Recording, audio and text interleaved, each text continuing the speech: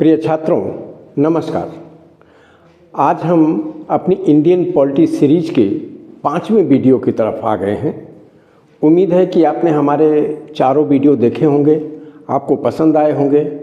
आप अपने जो अनुभव हैं या वीडियो के बारे में जो कुछ भी कहना चाहते हैं कमेंट बॉक्स में लिखें। जो हमसे और भी कुछ उम्मीद करते हैं कि हम और भी अच्छा करें या क्या करें, उसके बारे में भी कमेंट बॉक्स में लिखिए, जिससे कि हम आपको और अच्छी चीज़ें दे सकें। हम आज का जो टॉपिक है 1909 का परिषद अधिनियम यानी इंडियन काउंसिल एक्ट 1909 और उसके बाद भारत सरकार अधिनियम 1919, ये दोनों हम आपको आज पढ़ाएंगे। हम लोग आज ये सीखेंगे कि किस प्रकार अंग्रेजी सत्ता के दौर में भारतीय संविधान का विकास हुआ, जो कि अंग्रेज़ों की आवश्यकताओं के अनुरूप था। अब देखिए, हम यहाँ पर शुरू करने चल रहे हैं भारतीय परिषद अधिनियम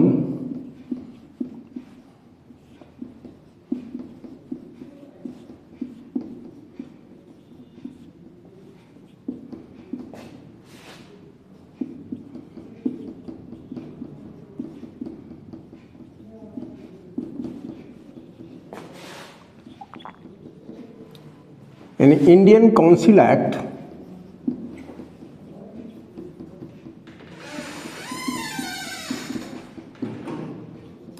1909।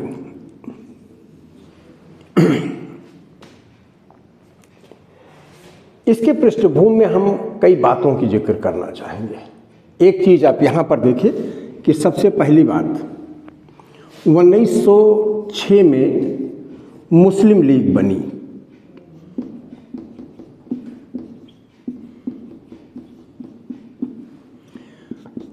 नंबर 2, 1907 में कांग्रेस का सूरत विभाजन हुआ।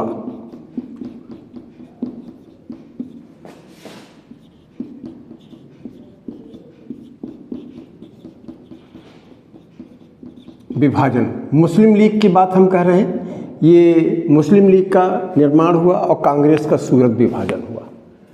अब इन दोनों घटनाओं ने एक नई आवश्यकता को जन्म दिया।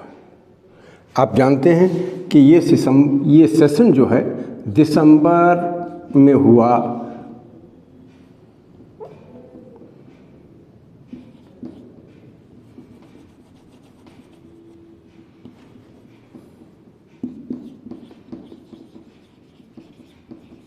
दिसंबर में हुआ, दिसंबर 1907 में। दूसरी चीज़ आप यहाँ पर देखें, इसके पहले एक चीज़ ये हुई कि भारतीयों को अपने साथ लाने के लिए अंग्रेजी सरकार ने एक काम किए। वो काम क्या था? सबसे पहले तो आप देखिए कि एक थे जी.के. गुप्ता साहब, यानी गोपाल कृष्ण गुप्ता, और एक थे सैयद हुसैन बिलग्रामी।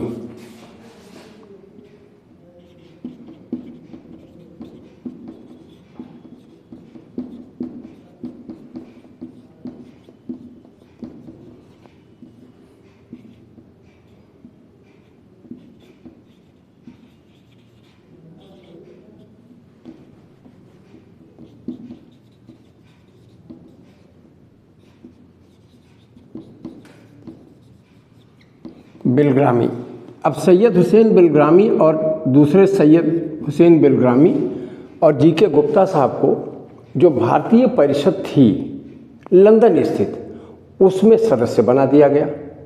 दूसरी चीज़ देखिए, एस.पी. सिन्हा साहब को गवर्नर जनरल की कार्यकारिणी का सदस्य बना दिया गया। ये सब काम हो गया था अगस्त 1907 में। अब यहाँ पर देखिए, भारतीयों को अपनी तरफ करने का ब्रिटिश सरकार इसलिए प्रयास बार बार कर रही थी कि वो चाह रही थी कि जो परिवर्तनकारी शक्तियाँ हैं और जो यथास्थितिवादी शक्तियाँ हैं, उन दोनों पर किस प्रकार से नियंत्रण स्थापित किया जाए। परिवर्तनकारी शक्तियाँ कहने का मतलब ये हुआ कि कांग्रेस में उस समय गर्म विचारधारा के लोग ऊपर उठ रहे थे। आप एक चीज़ यहाँ पर जानते हैं कि आप इसी के साथ साथ महसूस करिए कि स्वदेशी आंदोलन जो चल पड़ा था, स्वदेशी आंदोलन जो है गर्मपंथियों के प्रभाव में ज़्यादा था। अब उस गर्मपंथियों के प्रभाव को भी कम करना था, नरमपंथियों को अपने साथ लेना था, कांग्रेस को हानि पहुंचानी थी, मुस्लिम लीग को खुश करना था। ये सब सारी चीज़ों को देखते हुए क्या किया गया कि भारतीय परिषद अधिनियम 1909 लाया गया। मूल रूप से हम एक बात यहाँ पर आपको बताना चाहते हैं कि भारतीय परिषद अधिनियम 1909 जो आया वो मुसलमानों को संतुष्ट करने के लिए हुआ, और दूसरी चीज़ एक चीज़ ये थी कि भारत में जो उभरता हुआ राष्ट्रवाद है उसको भी किस प्रकार से समाप्त किया जाए। इसको समाप्त करने के लिए एक चीज़ ये कर दिया जाए कि मुस्लिम और हिंदू जो दो बड़े समुदाय थे भारत के, उन दोनों समुदायों में ऐसा भेद उत्पन्न किया जाए कि वे एक साथ ना रह पाएँ, उनमें दूरियां बढ़ जाएं। जब उनमें दूरियां बढ़ जाएंगी तो भारत का बहुसंख्यक समाज विभिन्न प्रकार से अपने आपस में ही अपने विवादों में उलझा रह जाएगा, और वो ब्रिटिशर्स के विरुद्ध जो साम्राज्यवादी ताकतें हैं उनके विरुद्ध एक नहीं हो पाएगा। यही सबसे बड़ा कारण था। सूरत विभाजन में मुस्लिम लीग में क्या हुआ, मुस्लिम लीग ने ये डिमांड की थी कि आप यहाँ पर देखें कि उनको सांप्रदायिक प्रतिनिधित्व चाहिए। अब यहाँ पर आपको यह समझना होगा कि सांप्रदायिक प्रतिनिधित्व का क्या तात्पर्य है। जब हम यहाँ पर सांप्रदायिक प्रतिनिधित्व की बात करते हैं तो जिस संप्रदाय का व्यक्ति है उसी संप्रदाय के लोग उसको चुने। कहने का मतलब हर संप्रदाय का पृथक नेतृत्व होगा, उसके नेता अलग होंगे। इस प्रकार की व्यवस्था की गई। कहाँ पर की गई?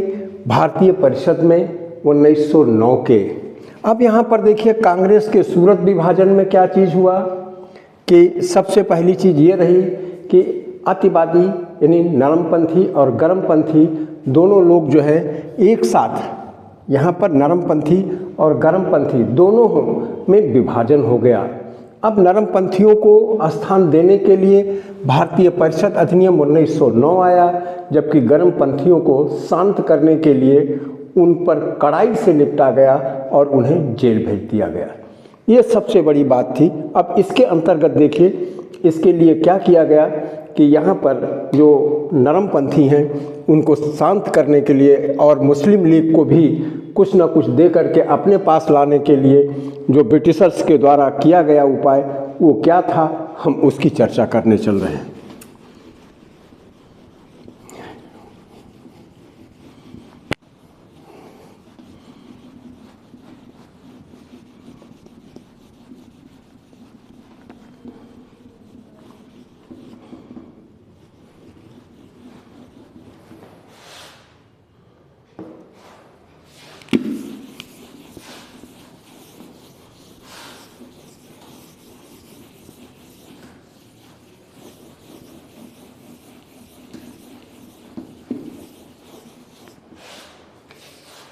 इसमें आप देखिए कि हमको करना क्या है।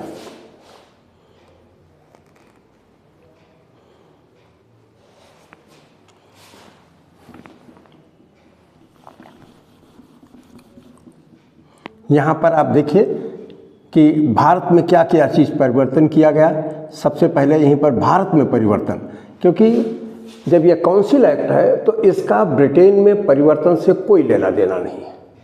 इसका अर्थ ही है कि पूरा का पूरा परिवर्तन जो होगा वो भारत में किया जाएगा। जैसे देखिए यहाँ पर हम कर रहे हैं गवर्नर जनरल। गवर्नर जनरल यहाँ पर है। अब गवर्नर जनरल के बाद अगर हम यहीं पर इसके लिए इंग्लिश में भी लिख देते हैं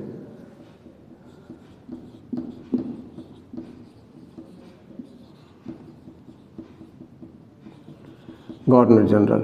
अब उसके बाद आप देखें उसकी एक परिषद बन गई। परिषद में गवर्नर जनरल की परिषद बन गई। परिषद में कुल 8 सदस्य हैं, कुल 8 सदस्य। यहाँ पर परिषद में कुल 8 सदस्य हुए। अब अगर यहाँ पर देखिए कि 8 सदस्य में हम जो कहना चाह रहे हैं, अगर गवर्नर तक को मिला लिया जाए तो कुल मिला करके कितने सदस्य हो जाएंगे? एक गवर्नर, यहाँ पर जो कुल मिला करके अगर हम इस प्रकार से ये जो परिषद बनेगी, परिषद में इसके साथ साथ जोड़ दिए गए 60 सदस्य, यानी 60 मेंबर्स। 60 मेंबर्स अगर हम जोड़ें तो हुआ क्या कि 60 मेंबर्स जुड़ने का मतलब ये हुआ कि आप यहीं पर देखें, 60 मेंबर्स जुड़ने का मतलब क्या चीज़ हुआ? ये परिषद में कुल सदस्यों की संख्या हो गई कितना? परिषद में कुल सदस्यों की संख्या हो गई यहाँ पर 69। कैसे? परिषद में आप यहाँ पर देखें 7 कार्यकारिणी सदस्य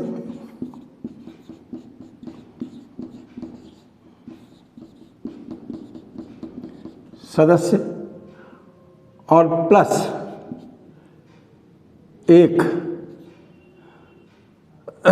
गवर्नर जनरल,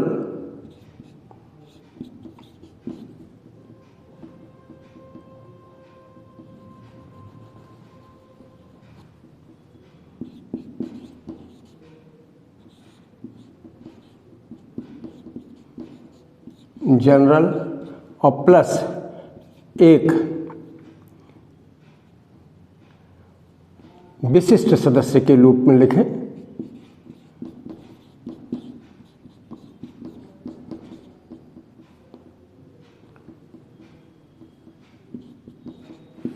एक विशिष्ट सदस्य, यहाँ पर विशिष्ट सदस्य के रूप में देखें तो ये कुल कितने हो गए? 9 सदस्य।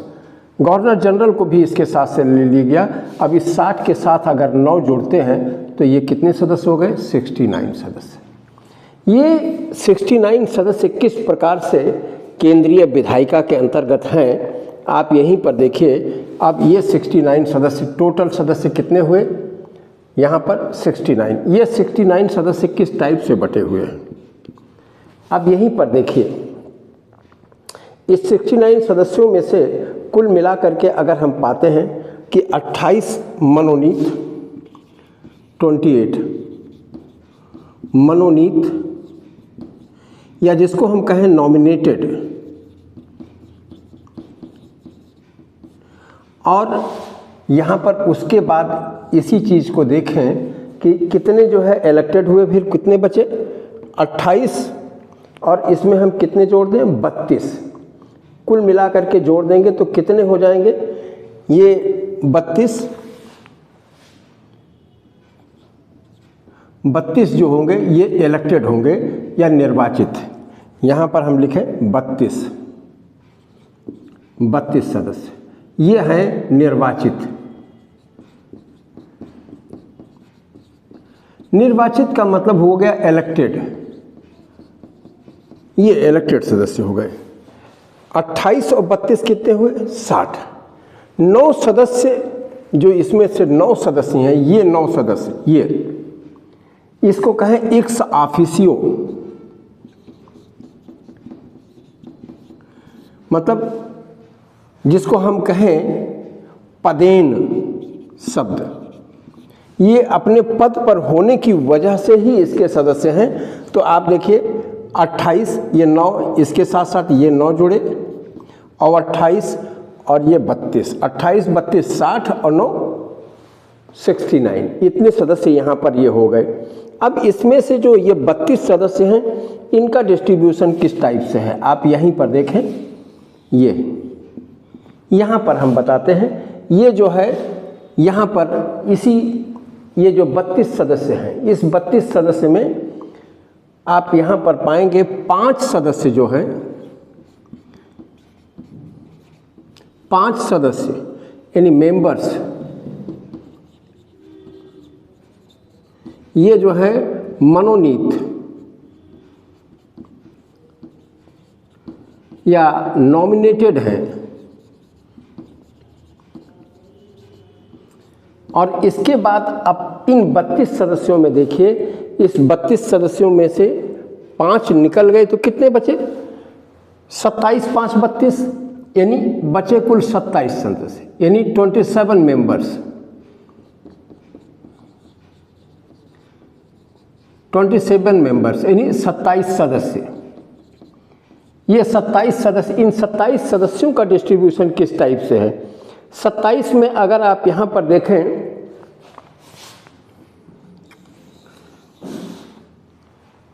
यहाँ पर जगह कम हो गई,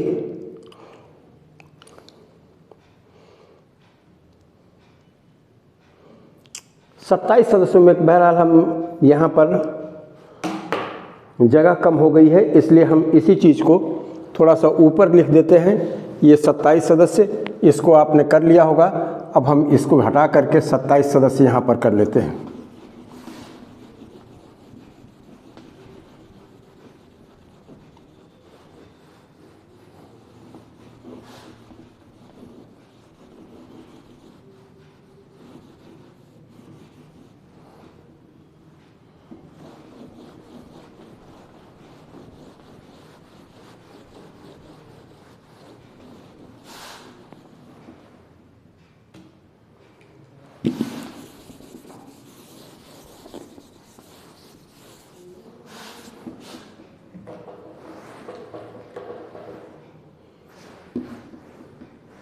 देखिए 27 सदस्य, इसमें से हम यहीं पर लिख देते हैं 5 मनोनीत, और उसके बाद कितने चीज़ हो गए? 32। ये 28, या तो 28 भी लिख दें, पूरा हो जाए, एक स्ट्रक्चर बन जाए आपका।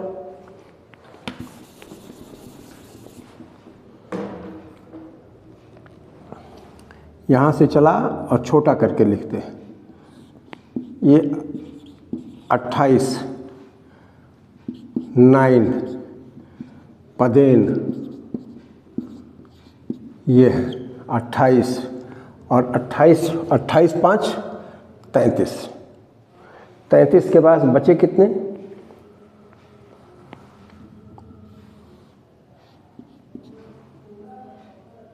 अब उसके बाद आपका यहाँ पर देखिए 32 सदस्य बचे। 32 सदस्य यानी मेंबर्स। अब 32 सदस्यों में हम इसी के बाद देखेंगे इसमें से कितना क्या हो रहा है। 32 सदस्यों में से यहीं पर आप देखें नॉमिनेटेड,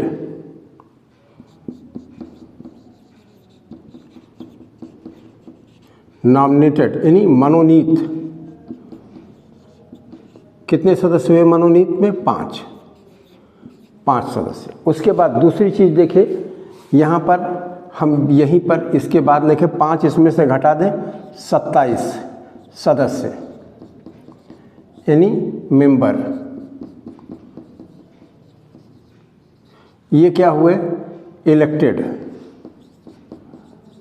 इलेक्टेड मतलब निर्वाचित। निर्वाचित। अब 27 का जो निर्वाचन है उसका आप देखिए वो कैसे कैसे 27 में हो रहा है। इस 27 में आप यहाँ पर देखिए, सबसे पहले तो आप 27 में एक चीज़ ये देखें कि विशेष वर्ग जो है यहाँ पर प्रतिनिधित्व, विशेष वर्ग प्रतिनिधित्व,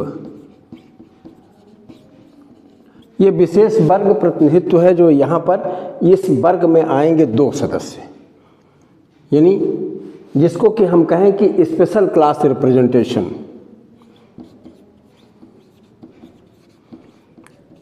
क्लास रिप्रेजेंटेशन, ये इसमें आते हैं 2 सदस्य, 2 मेंबर।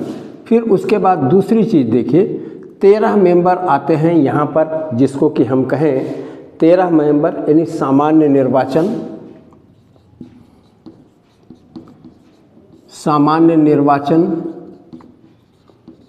यानी हम 13 सदस्यों को सामान्य निर्वाचन यानी हम जनरल इलेक्टोरेट कहें।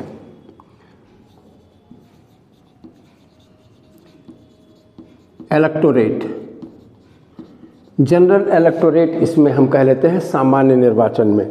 ये कितने लोग हैं? 13। और फिर उसके बाद अगली चीज़ यहाँ पर देखें कि अगली चीज़ जो हम 13 के बाद यहाँ पर कह लेते हैं कैटेगरी यानी जिसको कि हम श्रेणी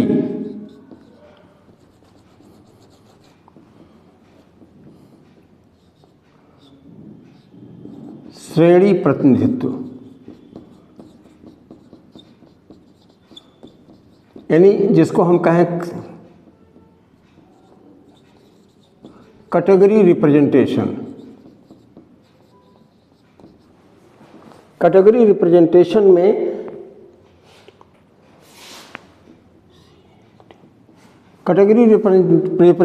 में अब 13 में अगर हम यहाँ पर डिस्ट्रीब्यूट करें तो वो कहाँ कहाँ से आए। देखिए ये 13 की बात जहाँ पर हम कहना चाहते हैं ये प्रदेशों की बात है। यहाँ पर दो दो सदस्य यानी एक जो हुआ आप यहाँ पर देखिए बंगाल के बाद जो है यूनाइटेड प्रोविंसेस, ये जो अपना यूपी है उसी को यूनाइटेड प्रोविंसेस के बाद अगली चीज़ है कि जिसको हम यहाँ पर फिर कहेंगे मद्रास और फिर बॉम्बे। ये जो हुआ बॉम्बे, यहाँ से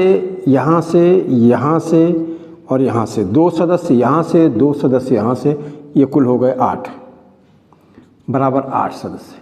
इसके बाद आप अगली चीज़ देखिए कि जो कुछ प्रदेश ऐसे बचे हैं कि जहाँ से एक एक लिया जाता है, जो बराबर बाकी बचे हैं उनके लिए हम कह रहे हैं। जैसे देखिए असम, यहाँ पर हम बंगाल की बात यहाँ पर लिख दें हिंदी में भी, बंगाल संयुक्त प्रांत, यहाँ पर लिख दें मद्रास और यहाँ पर बम्बई। ये चीज़ें हो गई। यहाँ पर देखिए ये है असम के बाद अगली चीज़ हमको यहाँ पर दिखाई पड़ेगी। असम के बाद बिहार और उड़ीसा, बिहार प्लस उड़ीसा एक ही में था ये, उड़ीसा, फिर बर्मा, और बर्मा के बाद एक आध चीज़ और बचेगी जिसको कि हम बिहार, उड़ीसा, असम, बर्मा और पंजाब एक बचा। पंजाब कहने का मतलब 1 2 3 4 ये 8 हुआ। पंजाब के बाद एक चीज़ और भी है कि यहाँ पर एक प्रदेश और आपको दिखाई पड़ेगा जिसको कि हम यहाँ पर कहना चाहेंगे कि आप देखिए बिहार, पंजाब और एक चीज़ और छूटा है मध्य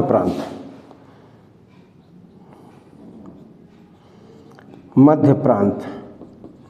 अगर हम इनमें देखें तो यहाँ से एक, यहाँ से एक, यहाँ से एक, यहाँ से एक, यहाँ से एक, कुल मिलाकर के 5। तो अगर ये देखिए ये कितने हुए टोटल, ये हुए टोटल ये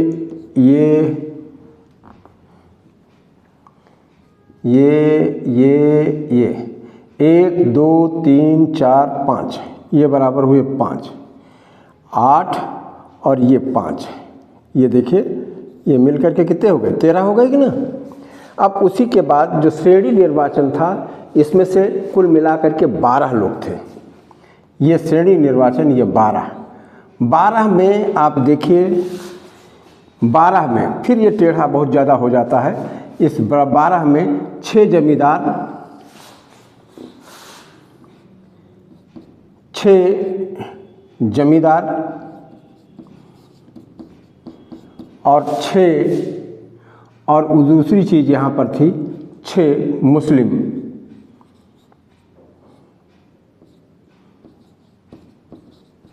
मुस्लिमों में जो और जगह थी जैसे कि देखिए मुस्लिमों में कैटेगरी में यहाँ पर बंगाल से केवल 2 मुस्लिम चुने जाने थे और यूनाइटेड प्रोविंसेस हुआ, बिहार और ये सब जगह से एक एक चुने जाने थे। ये इस प्रकार से ये व्यवस्था थी। यूनाइटेड प्रोविंसेस हुई, उसके साथ साथ मद्रास हुई। यूनाइटेड प्रोविंसेस एक, मद्रास के बाद बिहार और वो उड़ीसा और बम्बई, यहाँ सबसे एक एक, लेकिन बंगाल से केवल 2 चुने जाने थे। इस प्रकार से 6 हो गए। अब इसके बाद आप देखिए इसी प्रकार से प्रांतों में भी व्यवस्था बनाई गई और यहाँ पर ये केवल इतना किया गया कि अधिक से अधिक जो है कांग्रेसियों को, जो उदार कांग्रेसी थे, उसको इसमें भर लिया जाए जिससे कि कांग्रेस कमज़ोर हो सके। एक चीज़ ये किया गया। और इसके अलावा इस चीज़ को अगर हम पृथक प्रतिनिधित्व की बात कहें तो इसमें और कुछ विशेष बात नहीं है। अब हम अगले अधिनियम पर आते हैं जिसको कि हम कहना चाहते हैं कि भारत सरकार अधिनियम 1919। ये बड़ा लंबा अधिनियम है, इसकी हम चर्चा करना चाहते हैं।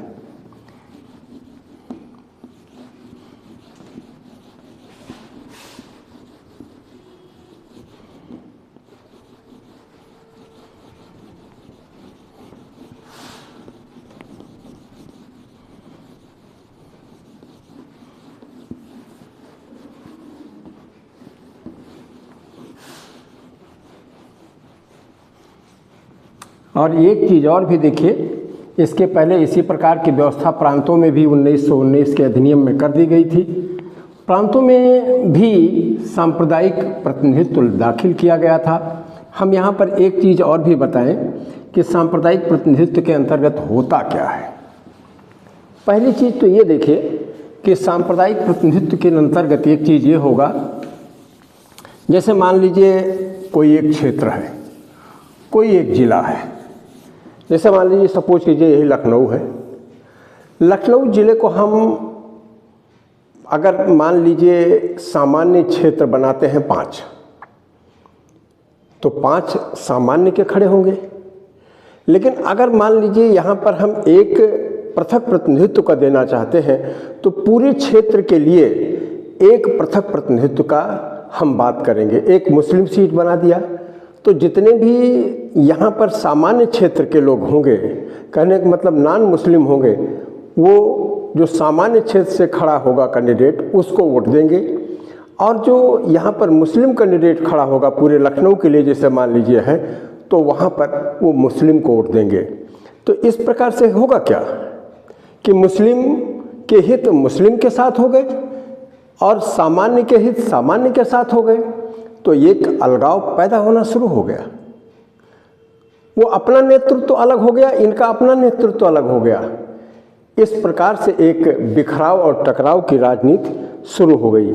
यही अगर हम चीज़ देखें तो भारतीय परिषद अधिनियम 1909 या इंडियन काउंसिल एक्ट 1909 की खास बात है। अब हम अगली चीज़ पर चलते हैं, भारत सरकार अधिनियम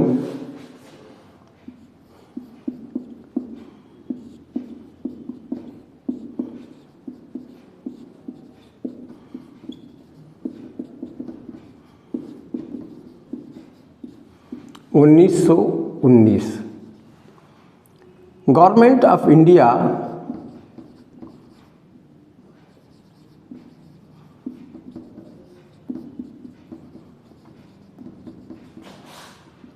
इंडिया एक्ट 1919।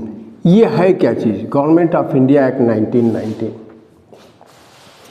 देखिए सबसे पहले ये है कि भारत सरकार अधिनियम क्यों आया।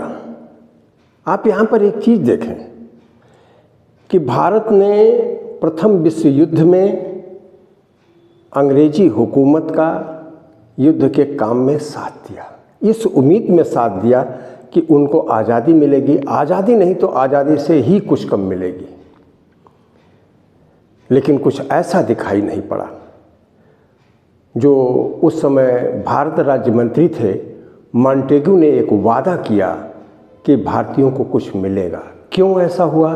क्योंकि अगर आप देखें इसके लिए तो जो यहाँ पर सबसे पहली चीज़ है होम रूल आंदोलन।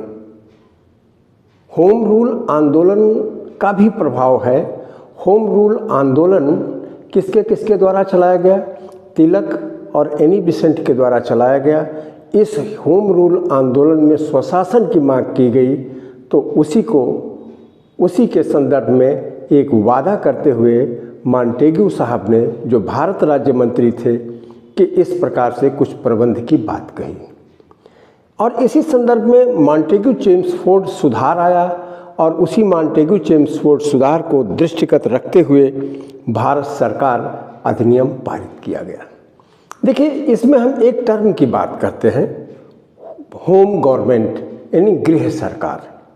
तो गृह सरकार से क्या तात्पर्य है, जब हम यहाँ पर कई चीज़ों की बात चर्चा कर चुके हैं, तो देखिए होता क्या था कि पार्लियामेंट के साथ साथ भारत का एक संस्था, भारत के शासन के लिए एक संस्था ब्रिटेन में थी, ब्रिटेन के लंदन में थी, ये ज़्यादा सही होगा कहना, और वो है ब्रिटिश ताज की ओर से भारत के शासन का संचालन करती थी। यह कौन था? यह भारत राज्य सचिव की बात थी। भारत राज्य सचिव के अंतर्गत, जैसा कि पहले ही बताया गया था, कि एक भारतीय राज्य परिषद बना दी गई थी। भारतीय राज्य परिषद के 15 सदस्य थे और उस 15 सदस्य में 8 जो है ताज के द्वारा और 7 सदस्य जो थे वो ईस्ट इंडिया कंपनी के द्वारा कहे गए थे। अब यहाँ पर देखिए हुआ क्या कि यहाँ पर कई एक परिवर्तन गृह सरकार में आया, और गृह सरकार में परिवर्तन जो आया, सबसे पहली चीज़ तो देखिए कि जो भारत राज्य सचिव की बात यहाँ पर हम कहें कि भारत राज्य सचिव का पद रहा, लेकिन एक चीज़ और भी हो गई कि यहाँ पर जो है एक पद, एक और चीज़ बना दिया गया जिसको कहें भारतीय उच्चायोग। वो भी ब्रिटेन में बना दिया गया, उसको स्टोर के खरीदने का कार्य दे दिया गया। अब यहाँ पर देखिए एक न्यू ऑफिस बनाई गई, और उसके बाद यहाँ पर देखें कि भारत राज्य सचिव की जो बात हम कह रहे हैं, भारत राज्य सचिव का पद तो रहा, लेकिन यहाँ पर देखिए जो उसके खर्चे हैं, हमने एक बात आपको बताई थी कि जो चार्टर एक्ट 1793 था, उस चार्टर एक्ट 1793 के द्वारा यहाँ पर क्या हुआ था, एक काम हुआ था। चार्टर एक्ट किसके द्वारा? 1793 के द्वारा एक चीज़ ये हुआ था कि जो भी अधिकारी या कर्मचारी या कार्यालय भारत का कार्यभार देखने के लिए ब्रिटेन में होगा, उसका खर्चा भारतीय राजस्व से दिया जाएगा। अब वो चीज़ हटा दी गई। अब जो भी लोग ऐसे अधिकारी कर्मचारी हैं, भारतीय संविधान जो है या कहें भारत सरकार अधिनियम 1919 के लागू होने के बाद उनके सारे खर्चे जो है ब्रिटिश राजस्व से दिए जाएंगे, ये तय कर दिया गया। और एक चीज़ जो है, एक पद और बनाया गया जिसको कि कहा गया कि वो पद कौन सा है? भारत का उच्चायोग। भारत का उच्चायोग का कार्य क्या हुआ? उसको स्टोर के लिए सामान खरीदने का काम दे दिया गया। और साथ ही साथ यहाँ पर देखें कि एक चीज़ और हुई कि उसको भारतीय विद्यार्थी जो ब्रिटेन वगैरह में पढ़ रहे थे, उनसे संबंधित कार्य भी उसको दिया गया। अब यहीं पर देखिए कि ये चीज़ हुई। और गवर्नर जनरल की जहाँ तक बात रही, गवर्नर जनरल की परिषद में ऐसा कुछ नहीं फ़र्क किया गया, लेकिन यहाँ पर एक चीज़ें हैं कि जैसे कि आप यहाँ पर देखते जा रहे हैं, हम एक फ्लो चार्ट बनाते हैं, उस फ्लो चार्ट के अकॉर्डिंग आप यहाँ पर देखें कि हो क्या रहा है। यहाँ पर सबसे पहले इसी के अंतर्गत हम बताएंगे ताज। ताज यानी क्राउन। क्राउन के नीचे आप आते हैं तो पार्लियामेंट। पार्लियामेंट के नीचे आपको मिलेगा सेक्रेटरी फॉर पार्लियामेंट यानी संसद। संसद। और यहाँ पर इसके नीचे आपको मिलेगा जिसको हम कहें भारत राज्य सचिव।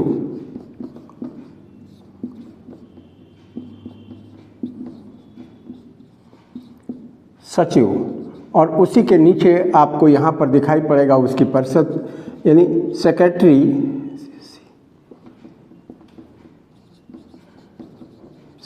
फॉर स्टेट ऑफ इंडिया, ये बन गया। और उसके ऑफिस के साथ साथ ये दूसरी चीज़ यहाँ पर देख रहे हैं, उसकी यहाँ पर काउंसिल हो गई।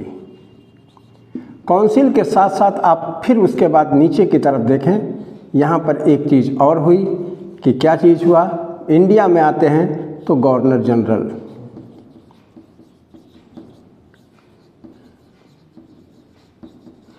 यानी गवर्नर जनरल,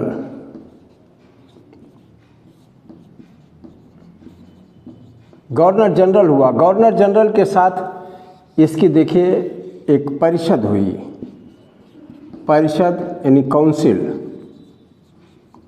अब यहीं पर देखिए ये परिषद है, यहाँ पर सेक्रेटरी, इसके पास यहाँ पर एक चीज़ और हुआ कि यहाँ पर भारतीय उच्चायोग, भारतीय उच्चायुक्त पद बनाया गया, यानी high commissioner of India.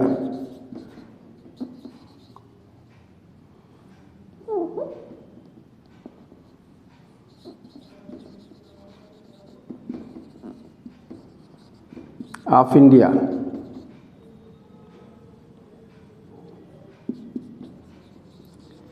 High commissioner of India का पद क्रिएट किया गया। अब गवर्नर जनरल के साथ साथ यहाँ पर अब देखिए दो चीज़ें यहाँ पर बदली गई। ये यहाँ पर दो हाउस बनाए गए, दो हाउस बनाए गए। एक हाउस जो बनाया गया जिसको कहा गया राज परिषद,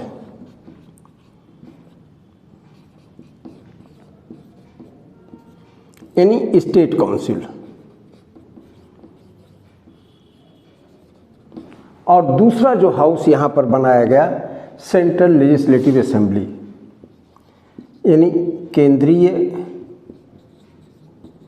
विधान परिषद। यहाँ पर देखिए दो चीज़ें हो गई, यानी सेंट्रल लेजिस्लेटिव असेंबली,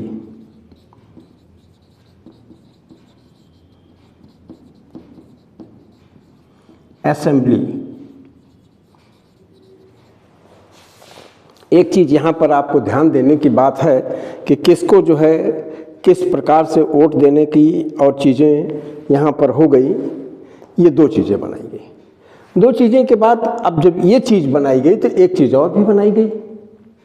जो विषय थे शासन के उनको बांट दिया गया, दो सूचियाँ बनी, शासन के विषयों की दो सूचियाँ बनी।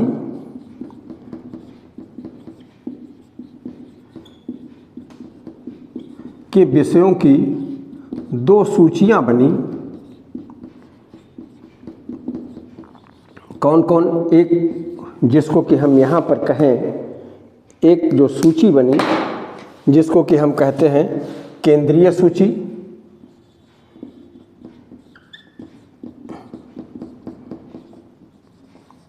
यानी सेंट्रल लिस्ट, और दूसरी बनी जिसको कि हम कहें प्रांतीय सूची। दूसरी यहाँ पर देखिए जो बनी उसको हमने कहा प्रांतीय सूची। प्रांतीय सूची यानी प्रोविंशियल लिस्ट।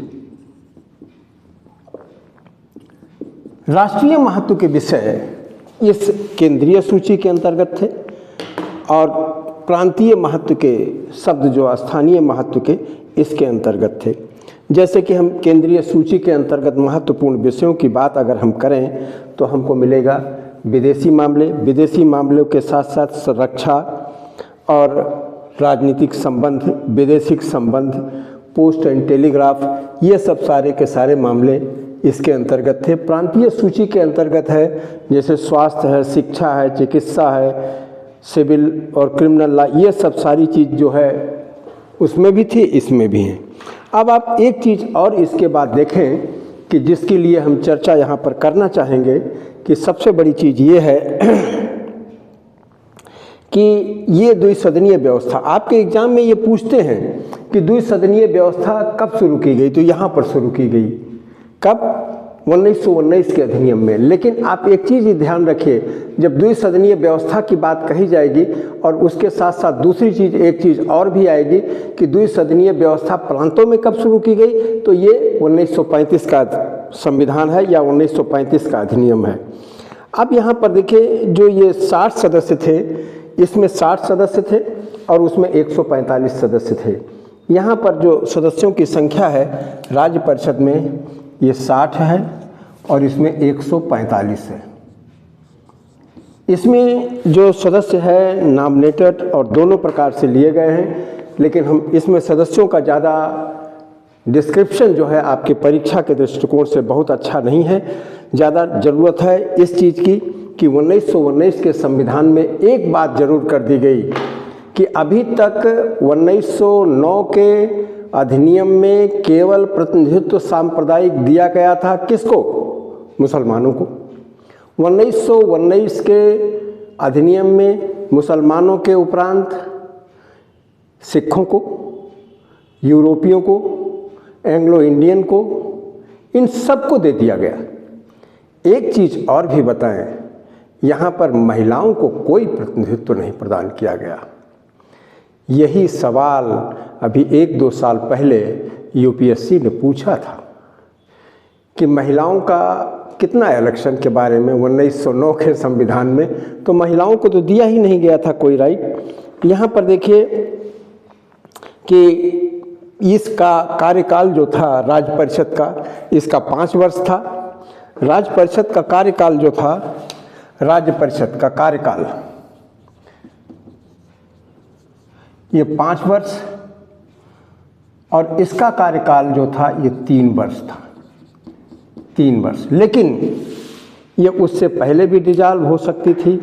यहाँ पर देखिए, लेकिन कुल मिलाकर के यहाँ पर देखें कि जो सेपरेट इलेक्टोरेट था, हम यहाँ लिखने की बहुत जगह नहीं है इसलिए बता देते हैं ऐसे ही कि यहाँ पर देखिए 20 सदस्य जनरल इलेक्टोरेट से इसमें आते थे, 10 सदस्य मुस्लिम थे और 3 सदस्य यूरोपीय थे, 1 सदस्य सिख का समुदाय से था, लेकिन महिलाओं को कोई प्रतिनिधित्व नहीं दिया गया था। अब यहाँ पर देखिए एक चीज़ ये थी कि अगर कोई सदस्य इसके लिए राज्य परिषद के लिए खड़ा होता है तो उसके लिए योग्यता क्या चीज़ थी मेंबरशिप के लिए, कि वो कैंडिडेट किसी न किसी जो सदन है उसका पहले सदस्य रहा हो, पहली चीज़, या यूनिवर्सिटी के सीनेट का सीनेटर रहा हो। तीसरी चीज़, एक चीज़ और भी इसके साथ दूसरी चीज़ है कि वह टाइटल होल्डर हो तभी खड़ा हो सकता है, यानी पदधारी हो। पदधारी जैसे राय साहब, राय बहादुर या सर, इस प्रकार की उसके पास कोई न कोई पद हो। कहने का मतलब ब्रिटिश लॉयलिस्ट हो भाई, आप इसको समझिए, तब जो है वो इस राज्य परिषद के लिए खड़ा हो सकता था। अब वोटर जो वोट देगा राज्य परिषद के लिए उसकी क्या क्या क्वालिफिकेशन थी, यहाँ पर देखिए। जो वोटिंग राइट था यानी मताधिकार था, अत्यंत सीमित था। केवल कौन लोग वोट दे सकते थे? जिनकी की वार्षिक आय यानी एनुअल इनकम कम से कम 10,000 रुपया वार्षिक हो। आप सोचिए कि 1919 में 10,000 रुपये वार्षिक इनकम आसान चीज़ नहीं थी। 10,000 रुपये वार्षिक इनकम हो। दूसरी चीज़ इसके साथ साथ यहाँ पर एक चीज़ हो कि जो अगर ये ना हो तो दूसरी चीज़ हो, क्या हो, 750 रुपया यानी प्रतिवर्ष 750 रुपया वह भू राजस्व अदा करता हो, यानी लैंड रेवेन्यू देता हो। ये दोनों क्वालिफिकेशन के साथ साथ ये ज़रूरी थी। और उसके बाद एक चीज़ है कि अगर हम इसकी बात कर लें तो यहाँ पर हमने बताया कि कौन खड़ा हो सकता था, कौन वोट दे सकता था, खड़ा होने के लिए क्या क्वालिफिकेशन थी। अगर है इसके लिए राज्य परिषद के लिए तो पहले ही आप यहाँ पर देखिए जो खड़ा होगा वह किसी न किसी सदन का सदस्य रहा हो, चाहे भले ही यूनिवर्सिटी के सीनेट का रहा हो, और दूसरी चीज़ पदधारी रहा हो। पदधारी का मतलब ब्रिटिश हुकूमत ने उसको कोई पदवी दी रखी हो। और दूसरी चीज़ यहाँ पर जो है इनके लिए वोट कौन दे सकता था, जिसके कि इनकम कितनी हो, 10,000 रुपये वार्षिक। 10,000 रुपये वार्षिक 1919 में बहुत बड़ी रकम थी, आप ये सोच सकते हैं। और तीसरी चीज़, अगर ये ना हो तो 750 रुपया लैंड रेवेन्यू देता हो, 750 रुपया वार्षिक, वो भी बहुत बड़ी बात थी। अब हम बात करते हैं इस सदन की, सेंट्रल लेजिस्लेटिव असेंबली की। इसमें देखिए इसमें क्या क्या चीज़ था। इसमें देखिए 145 सदस्य थे, 104 जिसमें निर्वाचित थे और 41 इसमें से मनोनीत सदस्यों में से थे। कुल मिलाकर के इसका कार्यकाल 3 वर्ष का था, लेकिन पहले भी यह विखंडित किया जा सकता था। यहाँ पर देखिए इसमें भी सामान्य की तो बात हम नहीं करते हैं, लेकिन ये करते हैं कि रिजर्व कितना कितना था। कम्युनल इलेक्टोरेट, मुस्लिम को 30, इसमें से 30 मुस्लिम हो सकते थे, 2 सिख हो सकते थे, 7 सीटें जो थे जमींदारों के लिए थी, लैंडलॉर्ड के लिए, 9 सीटें यूरोपीय समुदाय के लिए थी, और इसी के साथ साथ 4 सीटें इंडियन चैम्बर ऑफ कॉमर्स के लिए थी। अब आप उसके बाद अगली चीज़ यहाँ पर फिर देखें कि इसमें जो एक चीज़ और भी बताएं, वोटिंग राइट किसको किसको कितना था, इस चीज़ को देखिए। कौन वोट दे सकता था? जो 15 रुपया महीना रेंट दे रहा हो, किराया दे रहा हो, किसका? लैंड या जो भी चीज़ है उसके लिए 15 रुपया महीना। 15 रुपया महीना बहुत बड़ी रकम थी उस समय भी देना। या 15 रुपया वार्षिक म्यूनिसिपैलिटी का टैक्स दे रहा हो, म्यूनिसिपैलिटी नगर पालिका का। तीसरी चीज़, इसके साथ साथ एक चीज़ दे रहे हैं कि वह अगर मान लीजिए इनकम टैक्स पेयर है और मिनिमम जो उसकी एनुअल इनकम जो टैक्सेबल है, टैक्स वाली इनकम है, वो 2000 रुपया है, या वो लैंड टैक्स दे रहा है 50 रुपये, तो ये दोनों चीज़ें जो है, ये चीज़ें दोनों चीज़ें यहाँ पर ध्यान देने वाली बात है, वही वोट दे सकता है। अब यहाँ पर देखिए, यहाँ पर एक चीज़ और भी ध्यान रखा गया कि जो सीटें हैं वो कोई ज़रूरी नहीं है कि बड़ा या छोटा हो, कौन प्रदेश कितना महत्वपूर्ण है उस हिसाब से उसके लिए सीटें निर्धारित की गई और उसी हिसाब से जो है प्रदेशों में चीज़ें की जाने लगी। आप यहाँ पर देखिए, सबसे बड़ी बात यहाँ पर है प्रादेशिक सरकार, प्रोविंशियल गवर्नमेंट की जिसके बात कहते हैं। यहीं पर आप देखिए कि जिसको हम यहाँ पर ये तो बता चुकने के बाद हम प्रादेशिक सरकार की बात कहना चाहते हैं। यहाँ पर आप देखिए प्रदेशों में क्या हुआ, सबसे बड़ी चीज़ है ये। अगला सवाल आपका यहाँ से बनता है कि प्रदेशों में क्या हुआ।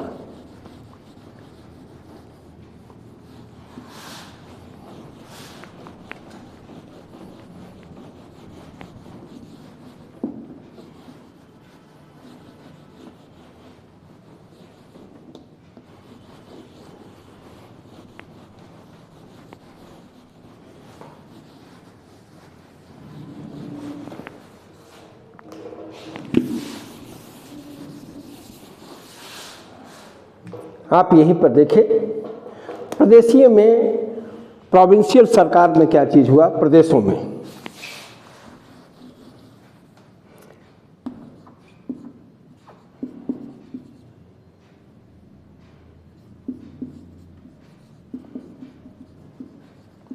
यहाँ पर देखिए, सबसे पहले तो यहाँ पर आपको मिलेगा गवर्नर। यहाँ पर आपको गवर्नर मिला। गवर्नर के नीचे आप देखिए उसकी कार्यकारिणी आ गई,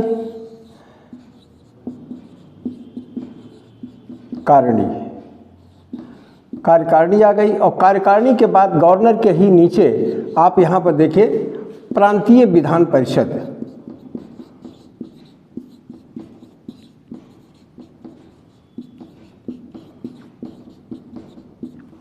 थी। कार्यकारिणी यानी एग्जीक्यूटिव, ये गवर्नर है। और यहाँ पर देखिए प्रोविंशियल लेजिस्लेटिव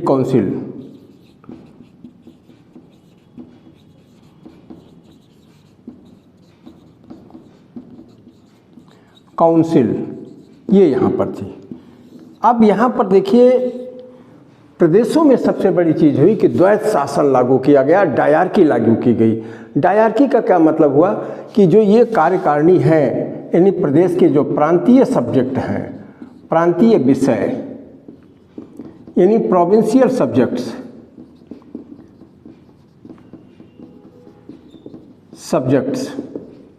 इसको 2 भाग में बांट दिया गया। जो पहली चीज़ है रिजर्व्ड, यानी संरक्षित, और दूसरी चीज़ है ये ट्रांसफर्ड, यानी हस्तांतरित। 2 तरीके से बांट दिया गया। संरक्षित। अब यहाँ पर क्या चीज़ हुआ कि इसमें जो है दो चीज़ें आए, कार्यपालक और प्लस मंत्री। देखिए मंत्री जो है ये प्रोविंशियल जो लेजिस्लेटिव, ये प्रांतीय परिषद है, इससे चुने गए मंत्री, और कार्यपालक और इनके हाथ में था ये हस्तांतरित विषयों पर। कार्यपालक जो थे ये गवर्नर जनरल द्वारा नियुक्त, गवर्नर द्वारा नियुक्त, और ये जो थी संरक्षित विषयों पर देखते थे। अब सवाल है कि एक ही जगह दो लोग अलग अलग रूपों में चीज़ों को देख रहे हैं, इसी चीज़ को द्वैध शासन कहा गया। मंत्री अपने कार्यों के लिए इस प्रांतीय विधान परिषद के लिए जिम्मेदार थे, यद्यपि मंत्रियों को यही गवर्नर नियुक्त करता था, यही हटाता था, इसलिए मंत्री प्रायः गवर्नर के आगे पीछे ही लगे रहते थे। और कार्यपालक यहाँ पर ये चीज़ें, जैसे यहाँ पर कार्यपालक को देखें, कार्यपालक क्या करता था, कार्यपालक स्वतंत्र रूप से गवर्नर की सलाह पर, ये गवर्नर के अनुसार ये रिजर्व सब्जेक्ट यानी संरक्षित विषयों के लिए कार्य करता था। आप कुल मिलाकर के देखें ये व्यवस्था असफल हो रही थी। इस व्यवस्था के लिए भारत में बहुत सा विरोध हुआ और यहाँ पर उसके बाद अलेक्जेंडर मूडी मैन कमेटी जो नियुक्त की गई थी, इसको हम आगे बताएंगे और इसका रेफरेंस देते हुए हम अगले सीरीज में जब भारत सरकार अधिनियम 1935 की बात करेंगे तब हम इसको यहाँ पर बताएंगे। आप यहाँ पर एक चीज़ ध्यान रखिए कि द्वैध शासन इसकी सबसे प्रमुख विशेषता थी कि जो प्रांतों में द्वैध शासन स्थापित किया गया था, प्रांतीय विषयों को दो भागों में विभाजित कर करके। तो हम यहीं पर आज इस लेक्चर को समाप्त करते हैं और अगले लेक्चर के लिए हम फिर जल्दी ही आपसे मिलेंगे। तब तक के लिए धन्यवाद, शुभकामनाएं, शुभ रात्रि।